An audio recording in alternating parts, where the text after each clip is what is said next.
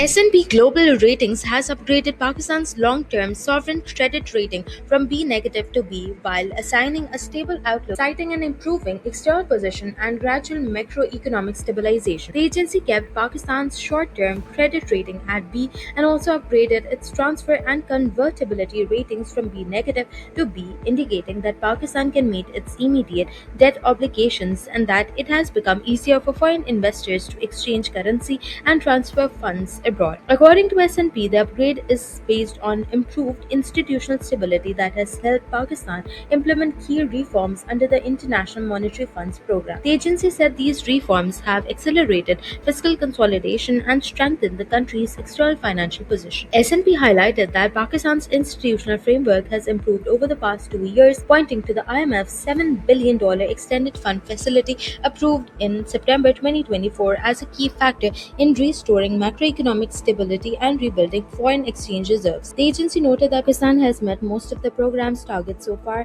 allowing for timely IMF disbursements. It also said that a relatively stable political environment has supported the reform process. S&P said Pakistan's foreign reserves had risen to $25.3 billion at the end of last month, including the state bank's gold holdings compared with $6.7 billion in December 2022. It added that this is more than enough to cover the government's $16.4 billion in external principal payments over the next 12 months. The agency also said that multilateral and bilateral financing, along with continued access to commercial borrowing, is expected to diversify Pakistan's external funding sources. S&P forecasts Pakistan's general government deficit at 4% of GDP for fiscal year 2027, down from nearly 8% during the fiscal years 2022 and 2023. It also noted that although the state bank tightened monetary conditions in April due to inflationary pressures linked to the Middle East conflict, domestic interest rates remain much lower than in previous years. Looking ahead, S&P said it expects continued economic reforms,